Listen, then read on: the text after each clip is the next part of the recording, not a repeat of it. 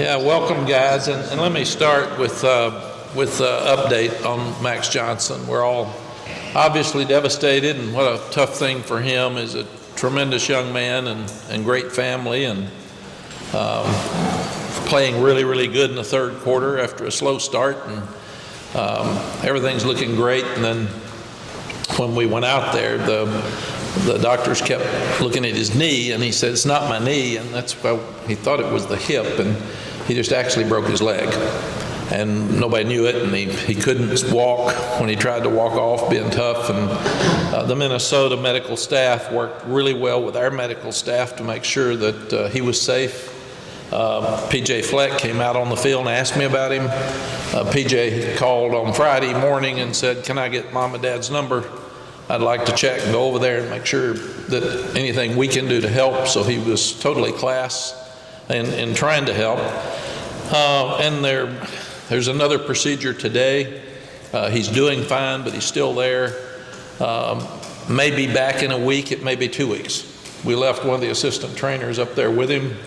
As soon as possible, we need to get him back and get him back involved in our program, and get him to help coach our quarterbacks. And even up there, when he starts feeling better, we're going to try to get him to zoom into team meetings and zoom into the quarterback meetings and the offensive meetings, just to make sure that he feels all the love from us and the kids. And we gave him the game ball, and they all wanted him to zoom in yesterday, but he was having some checkup with a doctor at the time, so he couldn't do it. So he has 2 years left to play, because he'll get a medical red shirt this year if he wants to. I'm sure it's too early for him to think about all those things that might happen, but he's obviously missing some school here, so he'll have to look at what he needs to do academically. When we get him back here, they feel like he'll have a full recovery. Just not sure when or how or what. So love the young guy, appreciate all the hard work he put in to get ready to play, and we dominated the third quarter a lot because of his play. So we're very sad for him, but we've obviously got a lot of young people that have been hurt in the past. And what you do, it's you can't control what happens in your life. We can control how we respond to it. So all of us will be, and I ask all North Carolina fans, our fans are great. They were great with everybody that's had something happen with our kids, and I ask for all of our fans to pray for him and pick him up, and we'll get him back and try to get him on that sideline as soon as we can. So did he get hit with his leg just snapped? I don't know. You watch it, and he got hit, but I don't know what all that means. So PJ did visit him, or said he was going to visit? I haven't followed up with PJ, but PJ called me and said, "Can I get the number? I'd love to go visit the young man and the family." And PJ's been a friend. I'm not surprised at all with the class he handled it. And this is just right after a very difficult loss the next morning. And it was like 10 or 11 o'clock the next morning when he called to say, can I go over there? And can I see? And I said, yes. And I've been in touch with Brad 2 or 3 different times, and I talked to Jake yesterday, and it's a we all go through tough things. This is a very tough thing for Max and that family. Mike, you said he's going to have another procedure today. How many operations does he have? I think I'll let Luke get into all that. I don't want us to get into medical stuff because I may not be accurate. I think some to relieve some pressure or something. It's good. Everything's good. So it may take a little bit longer to get back home than he thought. And we have to look at that with school too. So that's it. But if there's, everything's good, it's going to be a full recovery. It's just taking a little bit longer, I think, than they thought. But I'm not a doctor. I don't want to get into all that stuff. If I start it, I'll say something wrong. Right. Why is it taking longer? I don't. You don't. I don't know. I think that again would be Luke. So I don't know. I probably qualify for being a doctor after 8 knee operations and 2 of them knee replacements, but I don't think I should be commenting on. I didn't know if anybody had told you. Okay. No. One more clarification, if you don't mind. You said someone stayed up there with him. Can you elaborate on that a little bit more? Yeah, we have an assistant trainer that we left. They're staying there. and just stayed with him to take care of him and give him anything they want. We're checking with the family, all of us probably too much. We're probably wearing them out, very honestly, but this place takes care of their people, and I really, really appreciate that. But I think because I know sometimes what I say is not what we hear. He will have a full recovery. He's doing well. Emotionally, obviously, this is devastating for him and everybody else. We expect him to be back within a week or two. And he can play again. And he has 2 years left to play if he decides he wants to. So I think the important thing is he's safe. He can play again, and he has 2 years. He will not play the rest of this year. The other thing is it's a little bit delayed. He will not get home as fast as they thought. And he's been taken care of by the Minnesota people. They've really been classy. And we left some people there to make sure that anything he needs, he's got. Everything was done there at the Minnesota, the hospital. Everything. Everything's done there. And it was the next morning. Okay, everybody got it? And we'll get him back as soon as we can. And I don't know what that means with crutches or a scooter, but we'll want him. I do know that when somebody gets hurt and they lose something that they want, they need to get back involved with their teammates and their family. So we need him back here involved as soon as we can so he can coach. And he can help start coaching those young quarterbacks, and he can help Connor and Jacoby, but we need him involved. And we will let him do everything that he can possibly do. He'll travel if he can travel. So whatever he can physically do and he wants to do, he will be able to do. And, DeAndre Boykins went through the same thing last year.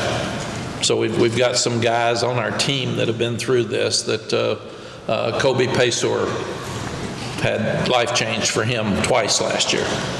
So there's a lot of things that happen to young people that are very, very difficult and take away things that are important to them. And you need other people who have had the same thing happen. I had it happen to me.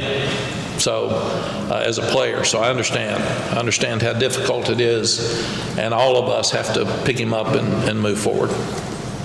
Okay? When you start looking at the opening games, it's crazy. Some of the scores happens every year. It's the upsets and the scores, and they're just absolutely shocking. Some things that happen in opening day. Ours was different because there were 2 new defensive coordinators and 2 new quarterbacks. And weirdly enough, both quarterbacks named Macks.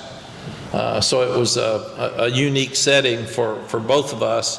I'm proud of our team that we gave 100%. I'm proud of our team that we played really, really tough and confident, and I'm proud of our team that we found a way to win. I'm not sure that teams we've had here could have won that game in many cases. They won it with toughness. We were in trouble at halftime. They took the momentum. They scored twice. They scored right before the half, which is devastating to the game. They were leading at halftime, which is really tough for us. They had nearly 10 minutes on us of time of possession. We didn't have 100 yards offense, and those kids picked themselves up and came back and fought. And then in the third quarter, they had the ball 4 plays. So we dominated the third quarter. They ran for 15 yards the second half. So there were so many great things that we came back out and did. We were able to have more personality on offense and start moving the ball. Like I said, Max was playing really, really good when he got hurt.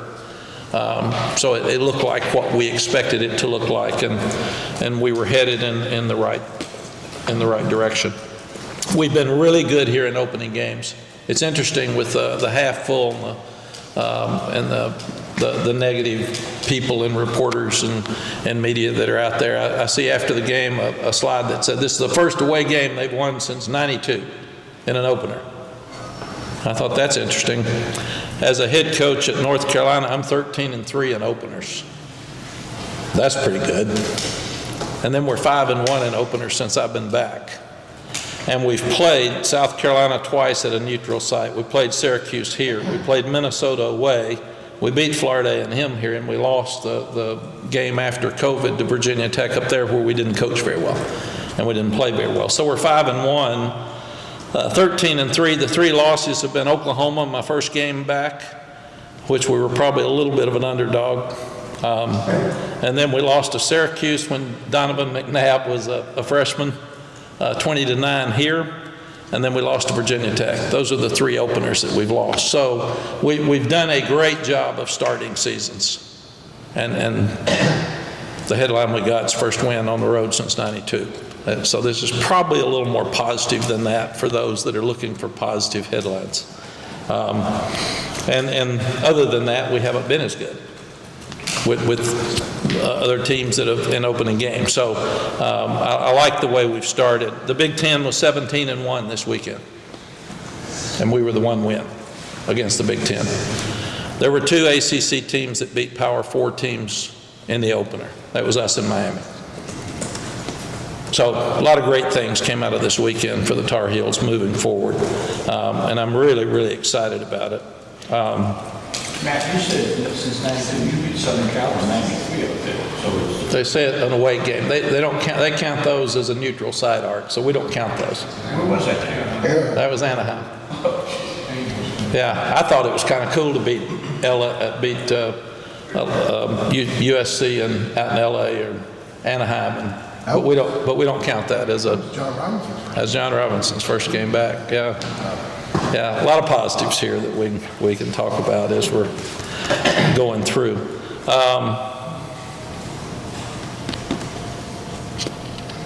Glad the guys went on the road, which is hard to do. Glad they handled the weather delay. That's tough. We're all sitting there, and we had our pregame meal at 3:15. At 3:13, we were called and said the game's going to be delayed an hour. So all the kids are down there.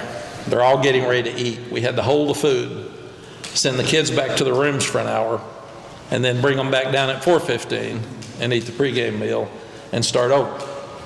And all we did say, hey, we got sudden change. They just called us and said they're delaying the game for an hour. I said it may be delayed 2 hours, it may be delayed 4 hours. We can't tell with lightning delays. So just get yourself ready to play when it's kicked off. And I love what Jeff Collins said. He said, put the ball down, let's play. It doesn't matter. We'll do it in the parking lot, we'll do it at 7, we'll do it at 9.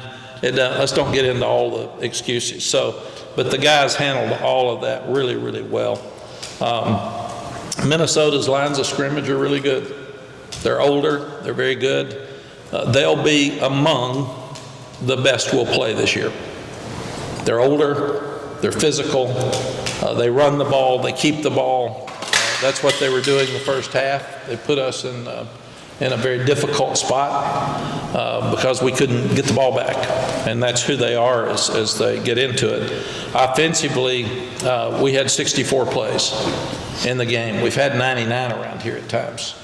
But defensively, we only played 55 plays.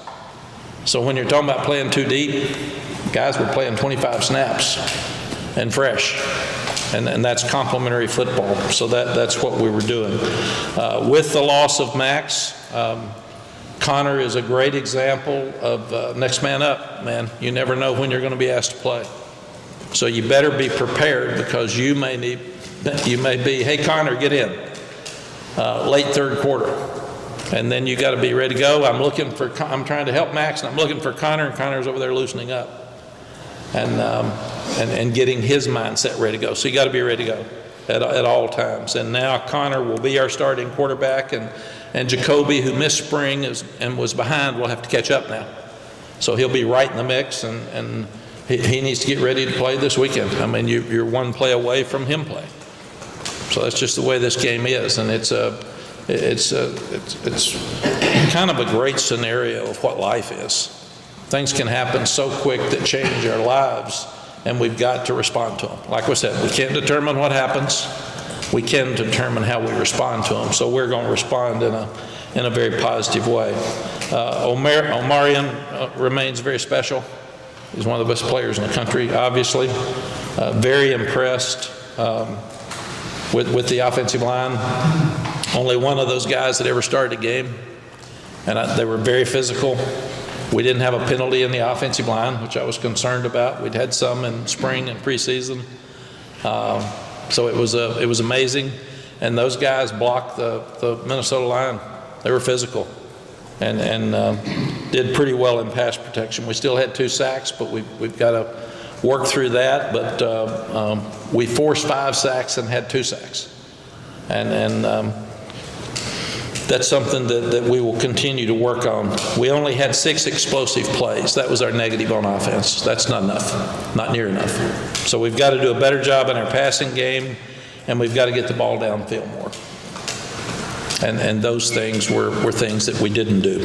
When you start talking about, there'll be some people that say we were too conservative. Your job is to win the game.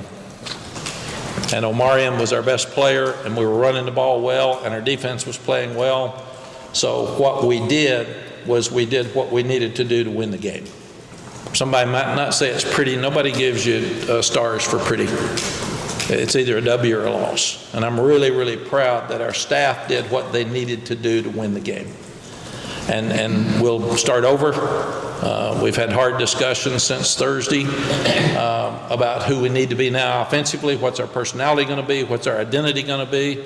And we are a team that's going to run the ball and stop the run. This is the toughest team we've had. We said, it was funny, Jeremy said some of you were laughing at me when we left the press conference the other day when I said we'd hit more and been more physical, and you said, he's not telling the truth. I don't know why we do this if y'all think I lied to you. So we did hit more, and we were more physical, and it showed up in the game, and I'm really, really proud of it. So for you that were questioning, I don't lie.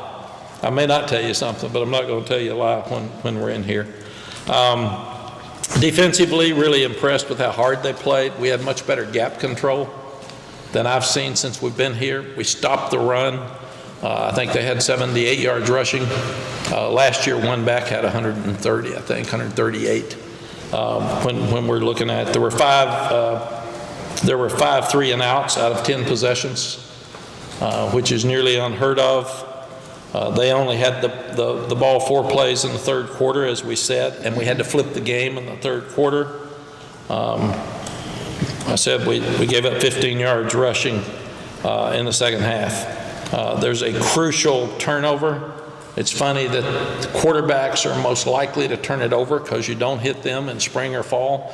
The 3 quarterbacks all fumble the ball in the game. I mean, that's just so quarterbacks. We've got to do more fumble drills with our quarterbacks. We got to hit them more in drills because they've got to take care of the ball. But Connor fumbled, Max fumbled, and their quarterback fumbled. But with a club, Amari Campbell knocked the ball loose, and Travis Shaw jumped on it, which changed the game. It was a huge play in the game. Here's a sophomore, just turning 19 years old, only his birthday, with a club, knocks a ball out of a quarterback's hand to change a game. I am so proud of him and what he stands for. The explosive plays they had 8 to our 6. They had 7, I think. 7 to our 6. Their 7 were because we missed tackles. So we've got to continue to tackle better. Our safeties missed, I think, 4 tackles. Our linebackers missed a tackle. Linebacker misses a tackle on 3rd and 19, which you can't do. You've got to keep them in front of you and make the play. And we've got to force more turnovers. We only had the 1 turnover. There were a couple other balls on the ground that we could have gotten, and we didn't get them. Really proud of the discipline of this team. Only 3 penalties. I mean, that's something that last year in this game we did a good job, but we had 5, and they had 6, I think. So that was a difference for us in the ball game. They had some penalties that got us the ball back or gave us first downs, and we can still do better. But I love the discipline of this team, and like I said, I love the fact that they found a way to win. That's all this is about. All it's about is finding a way to win. And if you don't, it's about winning and losing. It's not about points. It's not about playing well. So that's something I'm really proud of. Probably the best special teams performance we've had since we've been here. I'm really proud of those groups. Noah Burnett hit 4 of 4, and they were all right down the middle and long. Second longest to the 54-yarder we had against Florida State, I think, to win a game a few years ago at 52 yards on one of his field goals, but he never even flinched. And you've got to give a lot of credit to the kids for operation. Everybody talks about the snapper till it's a bad snap. Nobody talks about the holder. Nobody talks about the front line with a great protection. So I made them stand up yesterday in the team meeting and gave them a standing ovation. Punter averaged 51 yards a punt. One of them was downed at the 2.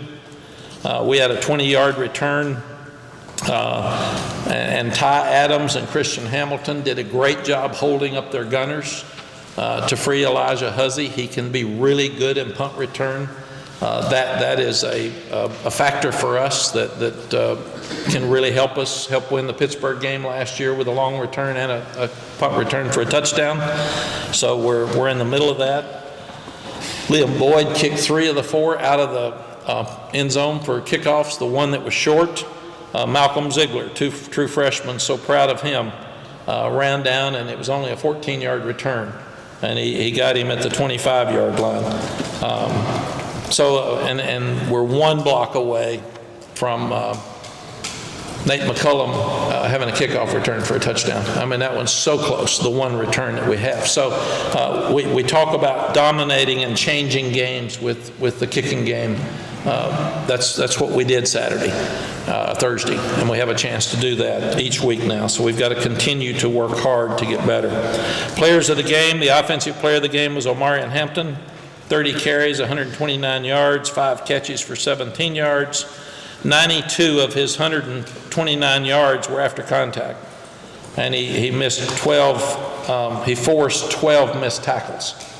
The other thing that he did that went unnoticed is on the interception that was run back to the 5-yard line, he chased him down and kept him out of the end zone. The other thing he did is when Connor fumbled, and if we don't get on that ball, we probably lose the game, is he's the last one into the pile, and he comes out with the ball. So you're talking about a gamer. You're talking about one bad guy now, a tough guy that wins football games and never speaks. That's Omarion Hampton.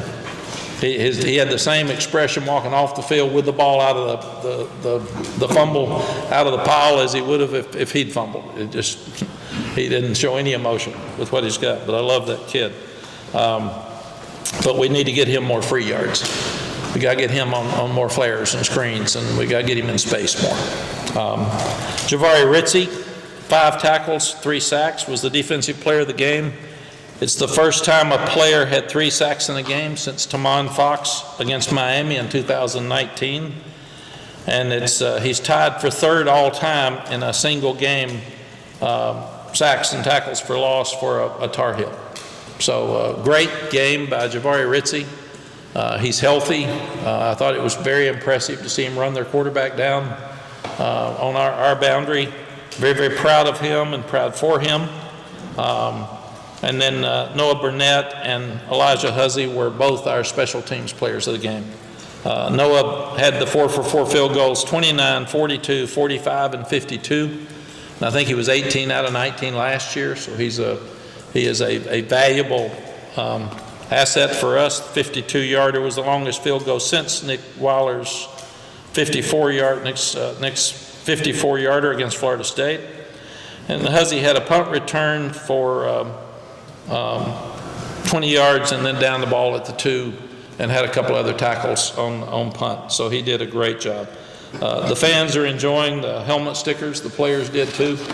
We put up all the stickers yesterday that the guys gained on the board so they could all see it. We left it up there. They were all, "Oh, look at this, look at that." I do think Omarion could have a full helmet here pretty soon. So his looks good.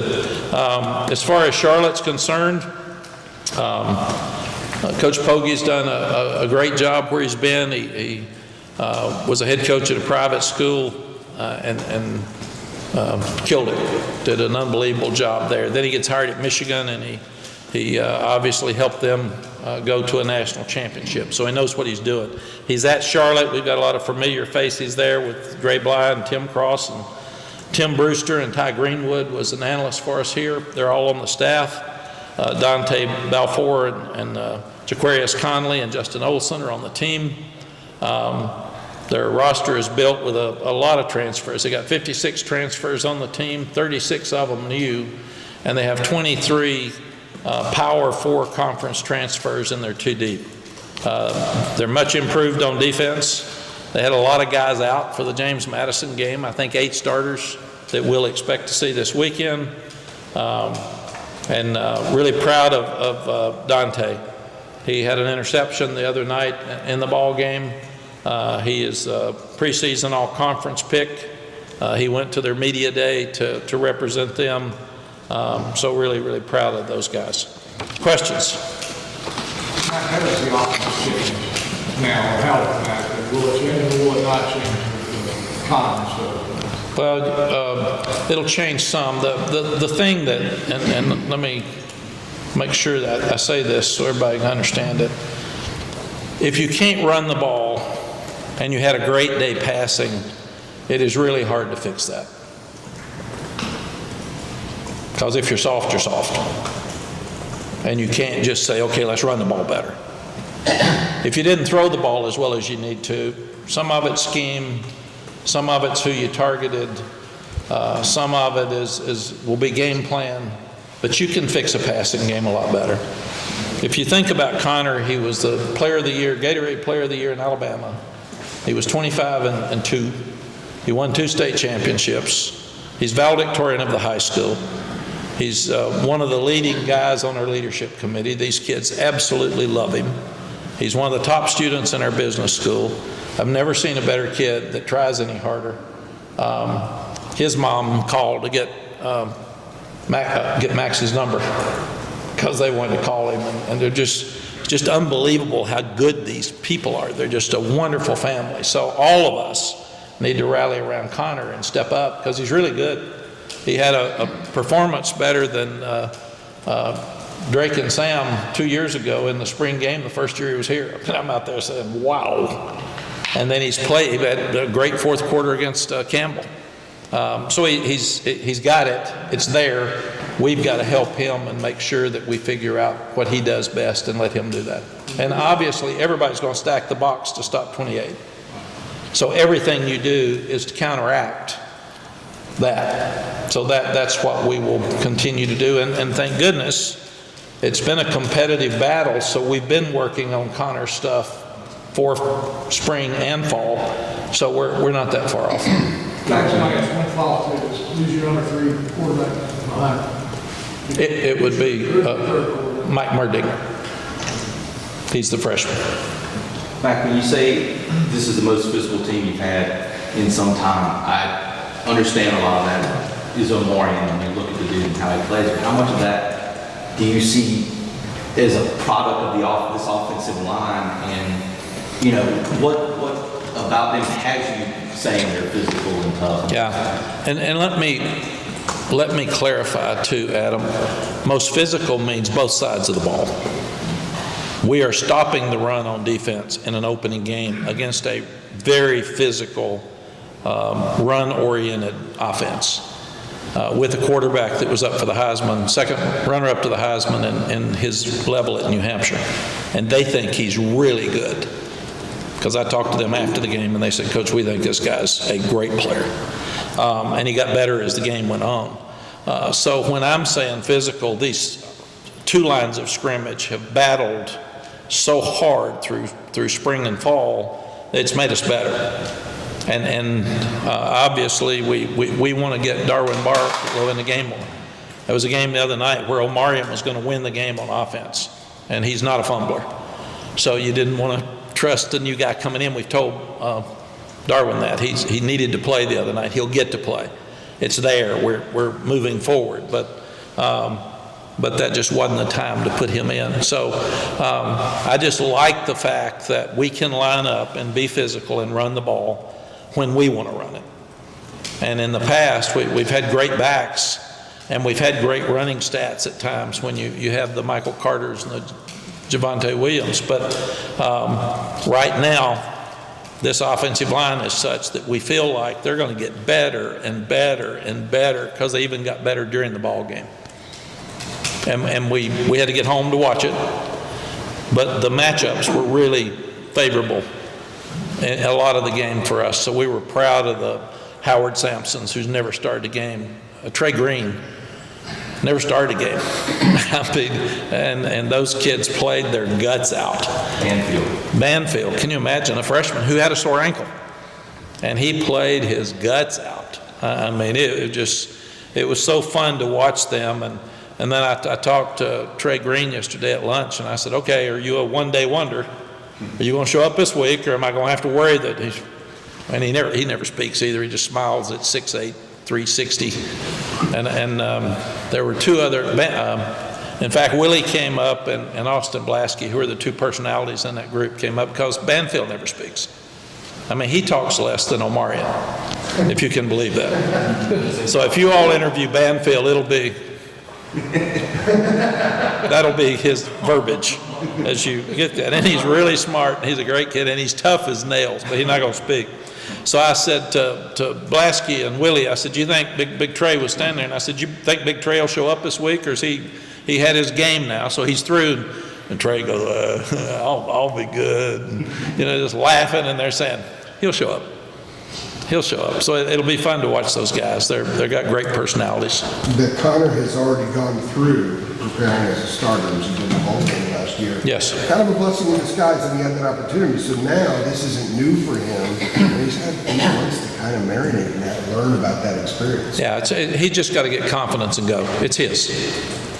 It's his. And when you're not the guy, it's hard to feel like you're the guy. And he's been told, you got it. So, and the team's been told, let's rally around your new quarterback and let's go. And let's make this work. And like I said, he's really good. So it's time for him to go have fun and play good. And on top of that, not taking away anything from your next 3 opponents at all, not going there with this at all, but is it helping the schedule that he's got 3 games before you jump into ACC play? One thing that we're going to do that you all don't do very well, starting with Art, and Art does just about everything well, but we are not looking at opponents anymore. You look at Abilene Christian, Texas Tech. You look at South Carolina and Old Dominion. But just to clarify, I didn't like that. I know, but just to clarify, we're playing to a standard that North Carolina needs to play to. Because we've won some games we shouldn't have won around here, and we've lost some games we should have won around here. So we're playing to a standard to be the best we can be, and we're not talking about who we play for the rest of the year. We are playing to a standard, and we have told those kids they better get after it. We better have the best practice we've ever had tomorrow, because that's really important, because everybody's going to brag on them this week. And we haven't done that well. So we're through. We are playing to a standard, period. And we don't care who's on the other side. Matt, one thing you mentioned earlier was finding a identity, or reestablishing an identity on offense. How different is that conversation from the offseason when you're kind of looking at, who you bring in and the new pieces versus having played a game, having seen it in real time? How different is that process of finding that identity after you've kind of seen it in real time? We constantly talk about identity. We are going to be a physical running football team with play action. That hadn't changed. And we're going to be a team that stops the run. We're really aggressive on defense. And got to tackle better. So there's things that we need to tweak, but we're still who we were, and we want to change games with special teams. We haven't done that around here. And we won 3 of the 4 special teams on Saturday. So that was really important to us to do that against a well-coached team that's used to winning on the road. So that's who we are, and we're not going to change that. Now, the part that we've got to do is we've got to figure out how do you create more explosives in the passing game, and that's what we've got to do. We've got to tackle better at safety. Those guys are so aggressive, and they came downhill, and they were knocking people out, but we missed some tackles. So we've got to tackle better. But really, really proud of all those guys. Travis Shaw out of the 55 plays played 22, and he played great. Javari Ritzie played great. Des Evans played great. We're just, those guys now are starting to play a huge addition to our team with Josh Harris. I mean, he's a big body inside that's hard to move and made plays. And Will Hardy came out really early. It's funny when you start playing them by series. Dre Boykins didn't play as much because the 2 series he was in, it was 3 and outs. So we got to look at plays instead of series. But Jakeem and Stick are like missiles. I mean, they will run and knock you out. Now we got to slow them down a little bit and tackle better in some cases, but they will knock you out. I guess when you get named Stick, it's for a reason. It's not for being soft. Mack, one more thing on that Max Johnson timeline. At what point did you know that he had broken his leg and he would be out for the season? Well, you know that before you left Minneapolis, or was that once you got back? I knew it after the press conference. And what we've done, we had, when Octavius Barnes got hurt here in a bowl game in Fort Lauderdale, played Arkansas, and he ruined his knee, and media got it on the sidelines, and they reported it. His mother was at home, and she was delirious, and should have been, and screamed and cried. So at that point, many, many years ago, we said, okay, nobody is going to have any information on that sideline until the doctors get them inside and they check them and they get in touch with the parents, whether they're in the stands or whether they're at home, because parents do not need to hear about an injury to their sons when everybody else hears. So I was actually walking, after I talked to the media, I was walking back to the locker room and I saw Jake, and I could tell he wasn't doing great, but I said, you talked to your brother? And he said, yeah, we're good. And then the doctor came in, and I said, tell me, how's Max? And he said, do you want me to tell you? And I said, yes. And that's when he told me, with Jake standing there, Jake's so nice, he said, I knew it, I just didn't think I should be the one to tell you. So at that time I knew it, and then I got in touch with Brad immediately, and we didn't tell the team till we told you all. What we try to do, because the family didn't want it out. They didn't want people talking about it. They had a lot of family members they needed to contact and talk to before it got out. So that's why we're slow. And then we actually teamworks our players and staff to tell them, because none of them knew. We didn't tell our players. We teamworks them 5 minutes before we tell you, just so they'll all know. So that's the process we go through, and it's all about parents. That's the only thing we're worried about, is the young man and the parents at that point. Mack, from what little we saw of training camp, and also what we heard, it seemed like Connor had some trouble with interceptions, like those may have been a problem during the preseason for him. Was that one of the issues with him? No, it really wasn't. I think the reason we went with Max is experience. We thought about hostile environment on the road, Big Ten team.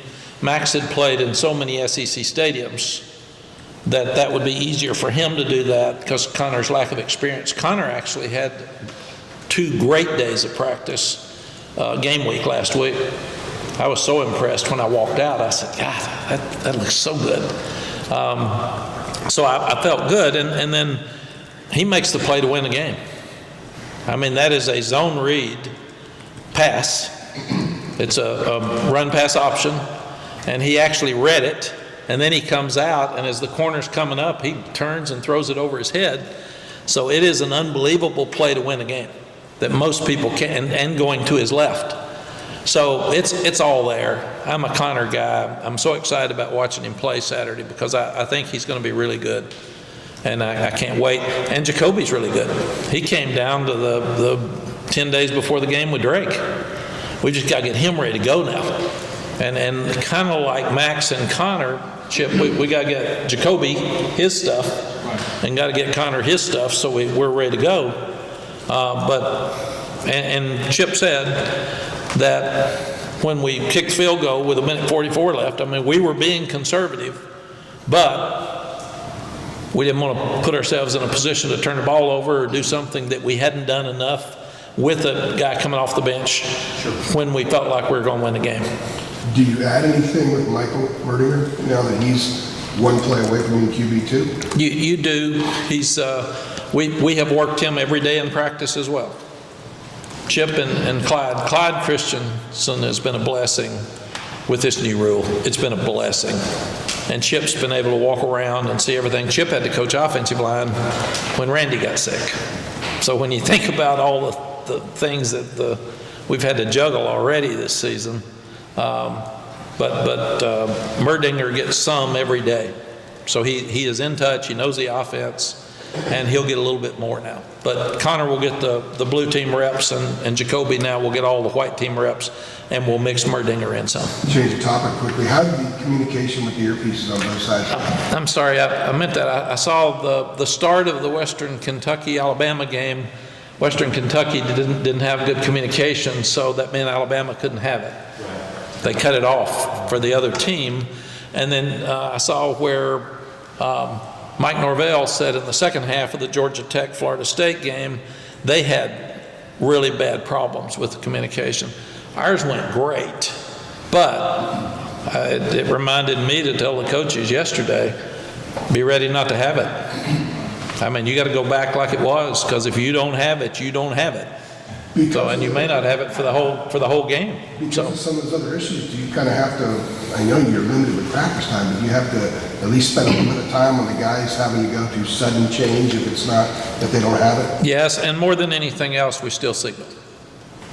So the fact that we all thought this would do away with our signaling issues, stealing signals, it doesn't. You still have to signal the receivers anyway.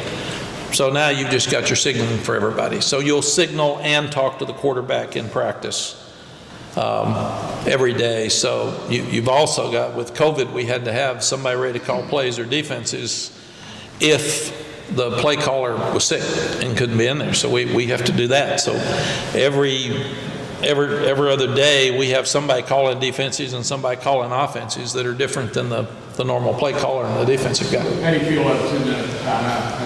I love the 2 minutes. It gives you, I'm a guy for you that talk about time management. I'm gonna keep every one of them. I don't ever want to use a timeout until we have to. We had 3 in our pocket the other night, and the question you get down to, when they're at the 50 and there's 34 seconds left and they've got 1, there's not enough time for us to still use it, so I'm going to put pressure back on them and not use ours. And then we used it to delay the kick before the kick. But now the 2 minute offense gives you another timeout, so you only got 4 at the end of a ball game. But if you've got a minute 5 seconds left and 3 timeouts, that's forever. And I'd rather have them at the end than use them with 4 minutes left. That's a Roy Williams tactic. Is it? Very famous.